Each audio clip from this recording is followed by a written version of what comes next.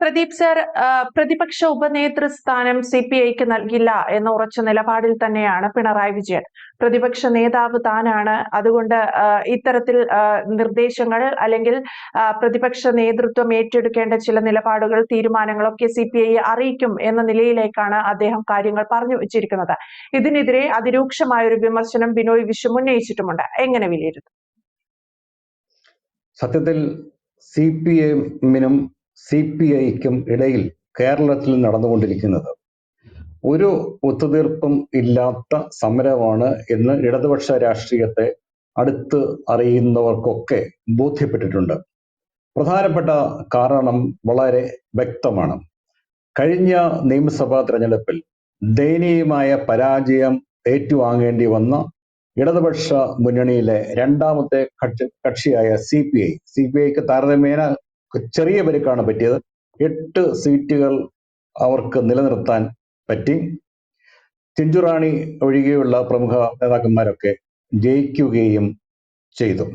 പക്ഷെ ഇവിടെ സംഭവിച്ചത്, അതിനുശേഷം പ്രതിപക്ഷ നേതൃസ്ഥാനം പിണറായി വിജയൻ തന്നെ ഏറ്റെടുക്കുകയും ഉപനേതൃസ്ഥാനം ആവശ്യപ്പെട്ടപ്പോൾ ഒരു കാരണവശാലും കൊടുക്കുകയില്ല എന്ന കടുത്ത നിലപാട് എടുക്കുകയും ചെയ്തു. എന്തുകൊണ്ട് ഉപനേതൃസ്ഥാനം നിയമപരമായി ഒരു നിയമസഭയിൽ ഉള്ളതല്ല, അനൗദ്യോഗികമാണ്. പിണറായി വിജയൻ തന്നെ ഇന്നലെ പറഞ്ഞത്, അസന്നിഗ്ധമായി വ്യക്തമാക്കിയത്, പ്രതിപക്ഷ നേതാവ് സ്പീക്കർക്ക് ഒരു കത്ത് കൊടുക്കേണ്ട കാര്യമേ ഉള്ളൂ. അത് മറ്റാരുമായിരിക്കില്ല, അത് CPM-കാരൻ തന്നെയായിരിക്കും. CPIക്ക് പിന്നാലെ കാര്യങ്ങൾ ബോധ്യപ്പെടും എന്നുള്ളതാണ്. പ്രതിപക്ഷ ഉപനേതൃസ്ഥാനം CPI ആവശ്യപ്പെടുന്നതിന് പ്രധാനപ്പെട്ട കാരണം നിയമസഭാ കക്ഷി നേതാവായ K. രാജനെ ഉപനേതാവ് ആക്കാനാണ്.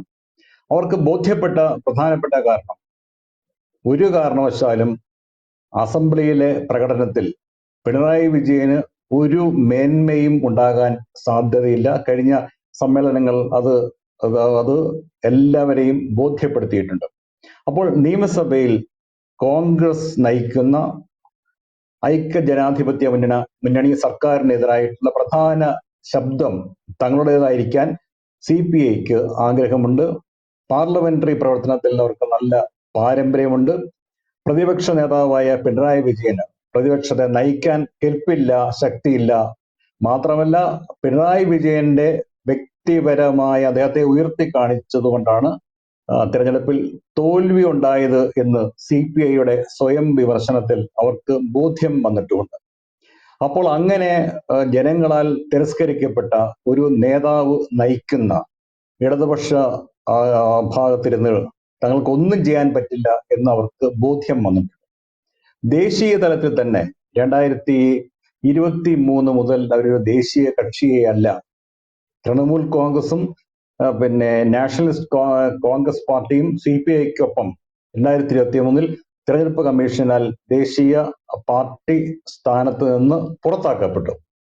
പരമദയനീയമാണ് CPIയുടെ ദേശീയ തലത്തിലുള്ള അവസ്ഥ. 2024 ലോക്സഭാ തെരഞ്ഞെടുപ്പിൽ ഇവർ 30 സീറ്റിൽ മത്സരിച്ചു. തമിഴ്നാട്ടിൽ DMK സഖ്യകക്ഷി എന്ന നിലയിൽ CPIക്കും CPM-നും 2 സീറ്റ് വീതം കിട്ടി. ഇന്ത്യയിൽ ആകെ CPIക്ക് കിട്ടിയത് 2 സീറ്റ്. CPM-ന് കേരളത്തിലും രാജസ്ഥാനിലും ഓരോ സീറ്റും കൂടി കിട്ടി. 0.50% വോട്ടാണ് ഇന്ത്യയിലെ കമ്മ്യൂണിസ്റ്റ് പാർട്ടികളുടെ മാതൃ കക്ഷി എന്ന് അവകാശപ്പെടുന്നതല്ല, അതാണ് യാഥാർത്ഥ്യം. CPIയിൽ നിന്നാണ് CPM-ഉം പിന്നെ നക്സൽ പ്രസ്ഥാനങ്ങളും ഒക്കെ ഉണ്ടായിട്ടുള്ളത്. അവരുടെ ഇന്ത്യയിലെ മൊത്തം വോട്ടിംഗ് ശതമാനം എത്രയോ താഴെയാണ്. എന്തിന്? അസാധുവിനും താഴെയാണ്, അല്ലെങ്കിൽ നോട്ടയ്ക്കും താഴെയാണ് 0.50. അതിന് തൊട്ടു മുമ്പുള്ള തിരഞ്ഞെടുപ്പിലും അവിടെ സ്ഥിതി വളരെ ദയനീയമായിരുന്നു. 0.59% വോട്ടുകളാണ് അവർക്ക് ലഭിച്ചത്. രാജ്യസഭയിൽ കേരളത്തിൽ നിന്ന് കഴിഞ്ഞ ഇടതുപക്ഷ ജനാധിപത്യ മുന്നണിയുടെ ഭാഗമായിരുന്നു കൊണ്ട് 2 സീറ്റുകൾ ഇവർക്കുണ്ട്. ഒരു കാലത്ത് CPIയുടെ വലിയ ശക്തി കേന്ദ്രമായിരുന്ന ബീഹാറിൽ അവർ സംപൂജ്യരാണ്. മണിപ്പൂരിൽ പ്രസൻസ് ഇല്ല. തെലങ്കാനയിലൊന്നും അവർക്ക് കാര്യമായ പിന്തുണ ഇല്ല. ആകെ ഉള്ള നിയമസഭാ അംഗങ്ങൾ 11, കേരളത്തിൽ 8, തമിഴ്നാട്ടിൽ 2, തെലങ്കാനയിൽ 1. ഈ അവസ്ഥയിൽ നേരത്തെ CPI വലിയ ശ്രമങ്ങൾ നടത്തി നോക്കി CPM-മായി ലയിക്കാനുള്ള. താത്വിക വ്യാഖ്യാനത്തെ കുറിച്ച് നമ്മൾ പല പ്രാവശ്യം ഈ പരിപാടിയിൽ പറഞ്ഞിട്ടുണ്ട്. ഇന്ത്യയിൽ വിപ്ലവം എങ്ങനെ നടത്തണം എന്നതിനെ കുറിച്ചുള്ള താത്വിക വിയോജിപ്പാണ് കമ്മ്യൂണിസ്റ്റ് പാർട്ടി രണ്ടാകാനുള്ള കാരണം. ജനകീയ ജനാധിപത്യ വിപ്ലവം വേണം എന്നാണ് CPM-ന്റെ പ്രഖ്യാപിത പരിപാടി.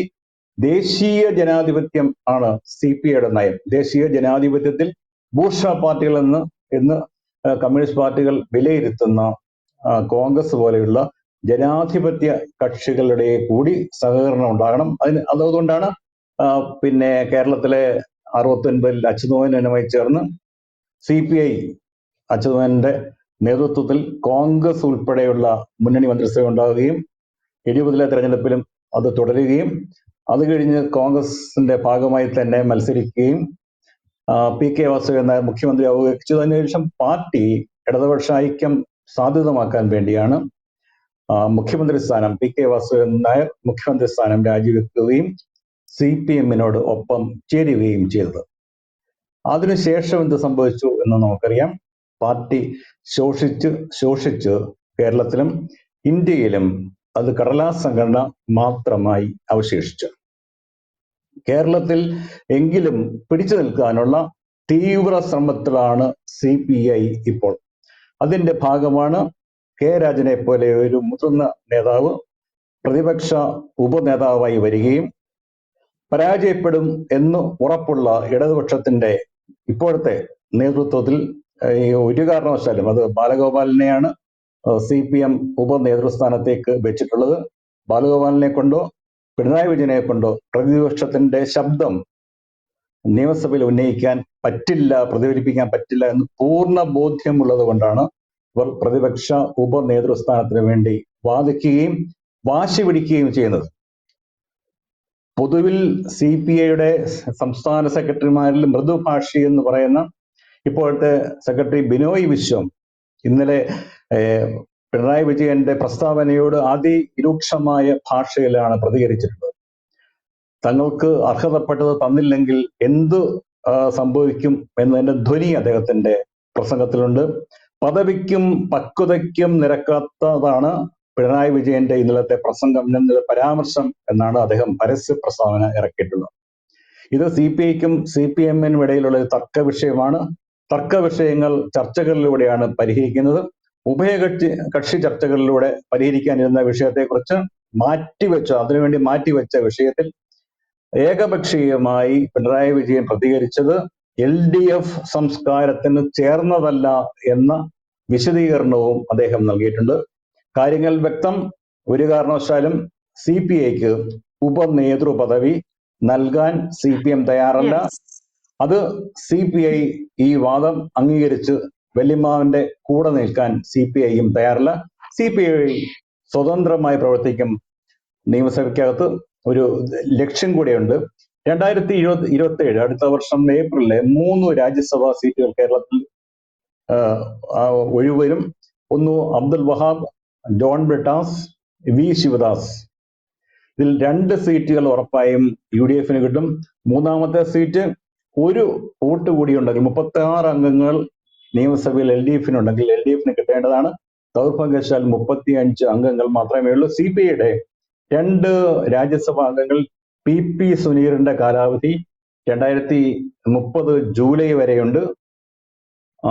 P. സന്തോഷ് കുമാറിന്റെ കാലാവധി അടുത്ത വർഷം 2028 ഏപ്രിലിൽ തീരും. അപ്പോൾ ഒരു ലക്ഷ്യം ഇതാണ്. UDF-നോടൊപ്പം നിന്ന് കഴിഞ്ഞാൽ, അല്ലെങ്കിൽ സ്വതന്ത്രമായി ഇൻഡിപെൻഡന്റ് ബ്ലോക്കായി നിന്ന് കഴിഞ്ഞാൽ തീർച്ചയായും അധിക വോട്ടുകൾ UDF CPI-ക്ക് കൊടുക്കാൻ ഒരു വിദൂര സാധ്യതയുണ്ട്. അങ്ങനെ വരികയാണെങ്കിൽ 2027 ഏപ്രിലിൽ നടക്കുന്ന രാജ്യസഭാ തെരഞ്ഞെടുപ്പിൽ 2 UDF സ്ഥാനാർത്ഥികളും LDF-ൽ നിന്ന് ഇൻഡിപെൻഡന്റായി സ്വതന്ത്ര ബ്ലോക്കായിരിക്കുന്ന CPI-യുടെ സ്ഥാനാർത്ഥിയും ജയിക്കാനൊരു സാധ്യതയുണ്ട്.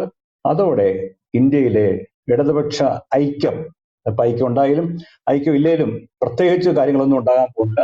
ഇടതുപക്ഷ ഐക്യം ഇതോടെ തകരും. CPI സ്വന്തം കാലിൽ നിന്ന് ഇനി അവശേഷിച്ച കാലം എന്ന് ഞാൻ പറഞ്ഞു, കമ്മ്യൂണിസ്റ്റ് പാർട്ടികൾക്കൊന്നും ഇനി ഭാവിയില്ല എന്ന് പല ആവർത്തി നമ്മൾ ഈ പരിപാടിയിൽ വ്യക്തമാക്കിയിട്ടുണ്ട്. കാര്യം ജനാധിപത്യ പ്രസ്ഥാനങ്ങളായി രൂപം പ്രാപിക്കാൻ ആരും തയ്യാറല്ല. CPI തയ്യാറല്ല, CPM തയ്യാറല്ല, CPIML തയ്യാറല്ല. എങ്കിലും സ്വന്തം കാലിൽ നിൽക്കാനുള്ള ഒരു അവസാന ശ്രമമാണ് CPI ഇപ്പോൾ നടത്തിക്കൊണ്ടിരിക്കുന്നത്. CPIയും CPMും തമ്മിൽ ഒരു തുറന്ന യുദ്ധത്തിലേക്ക് തന്നെ പോകുന്നു എന്ന് വേണം ഇക്കാര്യങ്ങളിൽ നിന്ന് മനസ്സിലാക്കാൻ.